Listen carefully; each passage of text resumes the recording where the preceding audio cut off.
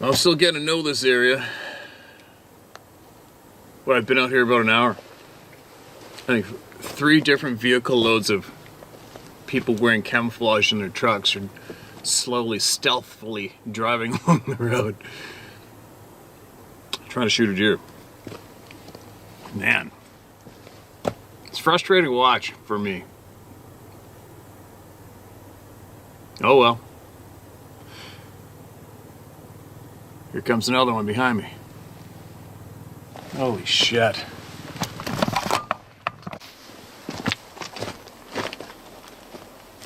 Oh my God. It just frustrates me sometimes, you know, when I watch people, capable people, who can walk and hike. And I've seen 3 truckloads of young people, very capable of walking up a hill or in the forest, slowly driving along a logging road, looking into this cut right here. 3 in less than an hour. And then as I have the camera set up here, a guy on a quad comes sneaking up behind me in stealth mode. Now this is why it frustrates me. It frustrates me because right now is prime time. There might be an hour of seeing light left. And the only way you're going to be successful in a place like this, in a big logged off bowl like that, is if you park your truck back on the main line at least 1 kilometer and slowly walk up into that bowl stealthily with the wind in your face, conceal your movement, and hunt it properly. Maybe I just need some more sleep, I don't know. But it just drives me nuts when I see people absolutely wasting their time in educating. I mean, the game animals here are so educated to stay away from the roads, it's not even funny. I'll guarantee you, nothing is coming out into this Christmas tree patch until after dark. Not a chance in hell. The only way you can successfully hunt here is if you get out of your truck in the dark, climb to the top of that mountain, get into those peaks in that mature timber, be there for first light, and then hunt it properly. Now that I'm seeing what I'm seeing, I'll guarantee you, if I did that, I'll find a mature buck up top there in probably 2 days, max, maybe 3, and harvest it if I was inclined. Anyway, listen to me babble. People. Driving around with camo on. Okay, listen to this. Let's get back into sharing people's stuff. Hopefully, less than 10 road hunters come up behind me as I'm reading this in the next handful of minutes. 2 experiences, 1 canyon. Hello, Steve. My name is Cole Beltramo. I live in the central coast of California. My dad introduced me to fishing and camping before I was out of diapers. I love the woods and ocean deeply and spend as much time as possible out on my boat and exploring the national forest near my home. After my dad passed, I started to teach myself how to hunt. This is how I discovered you and your amazing hunting and fishing stories. Then the Bigfoot/Sasquatch thing took off, and here we are. My experience did not negatively affect me in any way. I'm not afraid of going into the woods alone, but I thought it might help other people with their own fears. I'm 33 now, and my first experience happened when I was 12. My dad, younger sister, and I went camping in the Los Padre National Forest in Santa Barbara County, near a campground. We had been there a couple times before, and usually there were other campers, but this time we had it to ourselves. There's a small creek that runs through the canyon. The morning after our first night there, I was dreaming that I was floating across the ground toward the creek.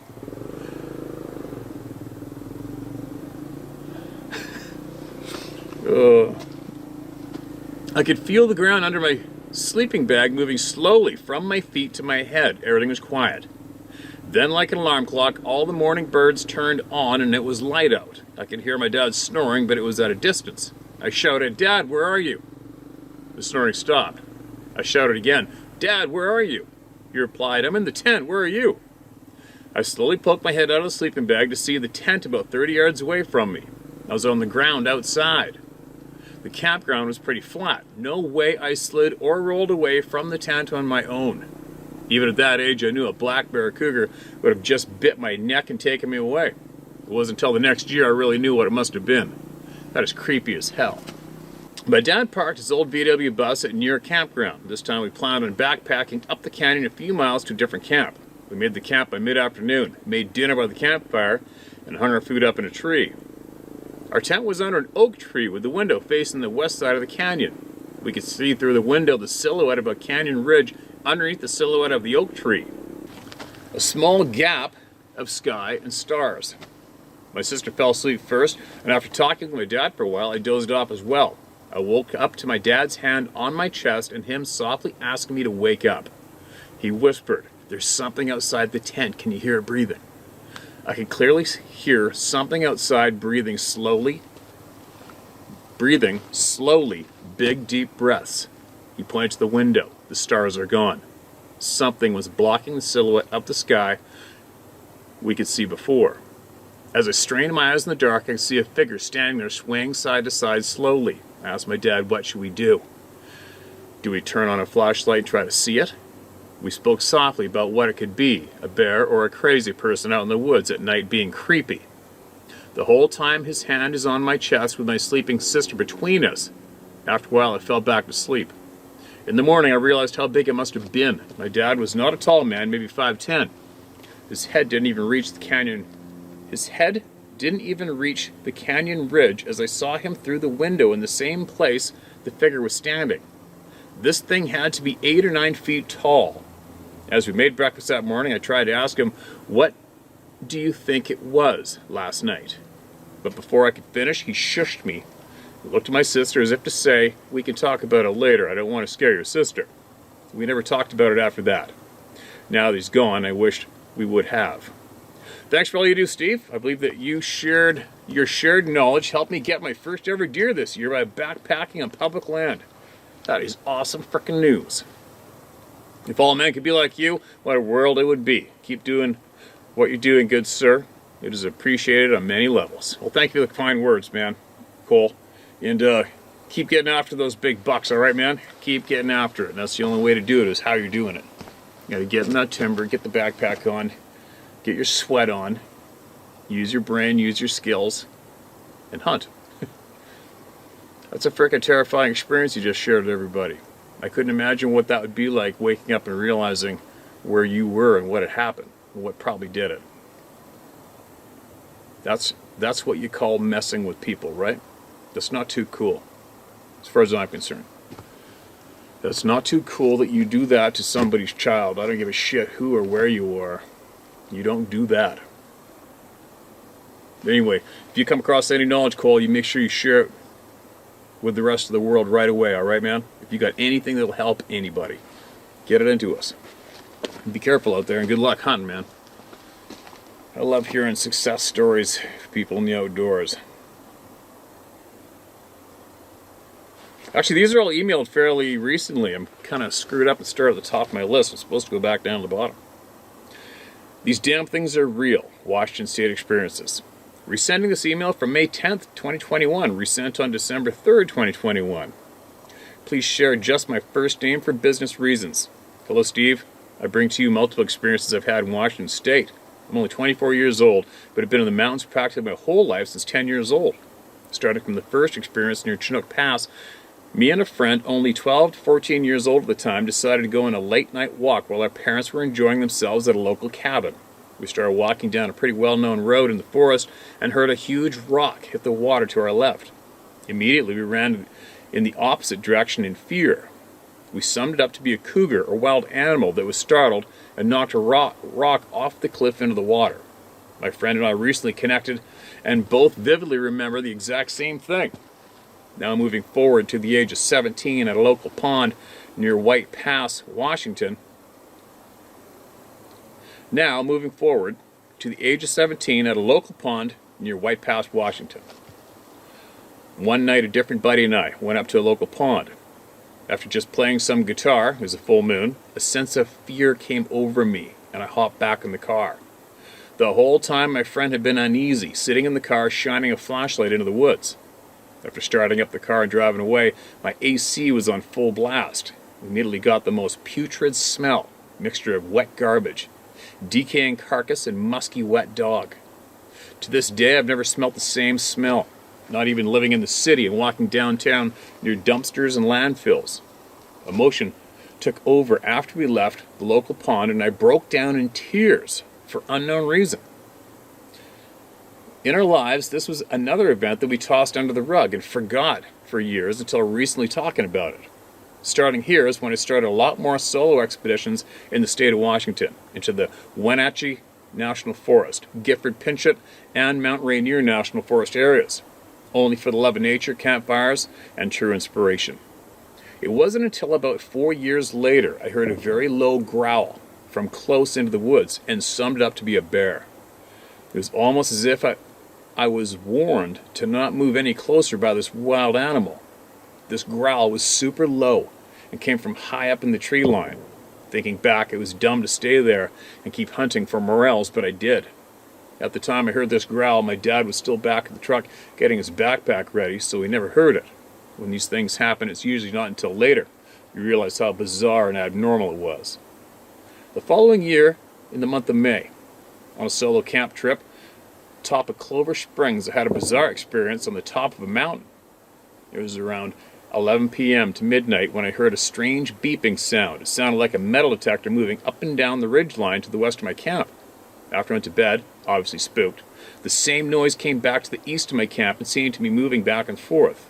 At the time I felt a presence of something outside of my custom truck bed camper. I just let it go to a nocturnal bird and got some rest. One thing I noticed is that the human mind will always try to put unexplained experiences into a box. For me, it was explaining these experiences away to wild animals and birds. I knew there were never any other people at where I was at because I intentionally camp away from other campers. Following this experience, I became more aware and observant of my surroundings while camping alone, and observed blue lights in the forest very late at night, dropping into the trees about a mile or two away. The strange light phenomenon is real as well. For the connection to Bigfoot, I haven't a clue. The more I ask experienced outdoor people, the more stories I hear. Recently, my no-bullshit uncle finally opened up about his experiences from working radio towers. He had to snowmobile into very remote areas for work, sometimes late in the evening. He heard what sounded like a moose huffing, puffing, and growling. His coworker reminded him that there were no moose in that area and that he was shocked. Also, he heard loud tree knocks from multiple angles almost simultaneously and couldn't explain this either. One more experience from the Panhandle National Forest in Idaho near Coeur d'Alene. I went on a solo camping trip for one night with my truck.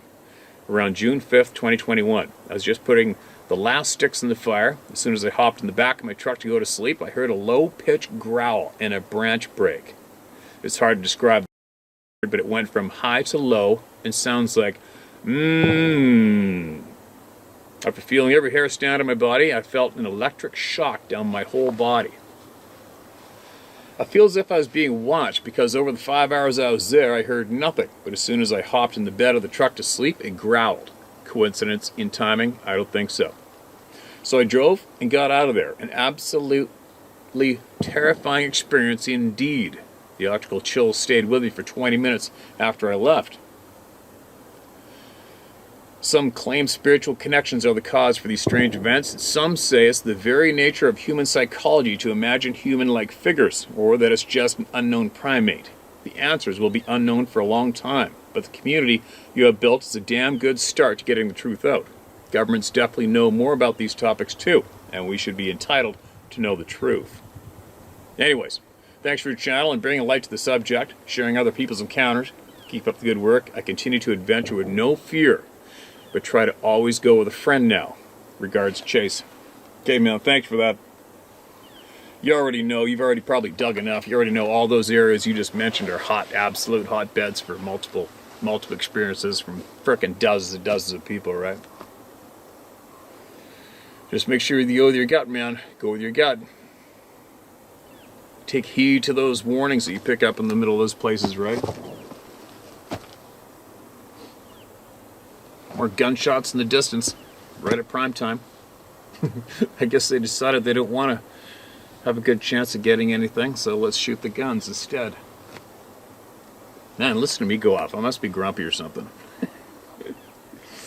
To each their own. Whatever makes you happy. Anyway. What else we got here? Let's see if I got enough light to get one more going. Hopefully not get hit by one of those stray bullets behind me. Sounds like a shotgun again. Well, What do we got? I better get down to the bottom here where people are waiting.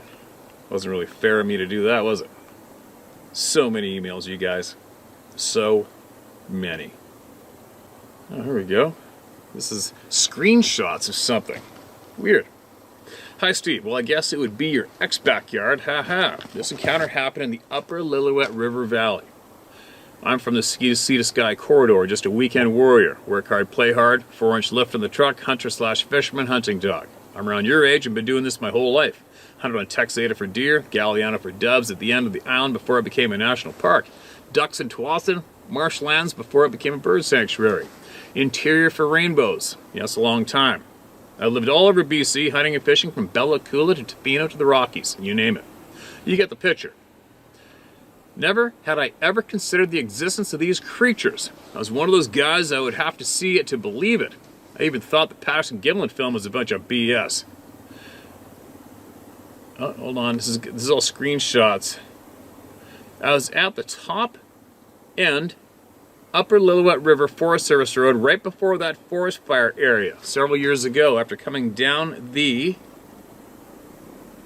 Hold on, sorry you guys. After coming down the Hurley Pass. I lost my dog a few nights before chasing cottontails. He finally came back soaking wet with a limp crazy dog. I was camped along the main Forest Service road, which is about 100 feet from the main river. Estuaries, sandbars in between. Nighttime now, decided to do a flashlight sweep for eye shine like I do here and there. Campfire blaring, dog inside the truck sleeping. What I saw was 2 huge shining eyes staring back at me at about 40 feet behind a sandbar. It looked sideways, then back at me for about 10 seconds, then turned slowly sideways. Important note for later. Then walked away. I got a glimpse of a face, no hair around the cheeks and nose, no snout, fire blaring. Hard to really see much else. I said, "Hey, what's going on?" Nothing. Let me tell you, I grabbed my .22, like that would have done anything, and jumped in my truck. I thought it was probably a grizzly. But why did I say, "Hey, what's going on"? My mind at the time didn't comprehend the almost human cheeks and nose, no snout, fire blaring.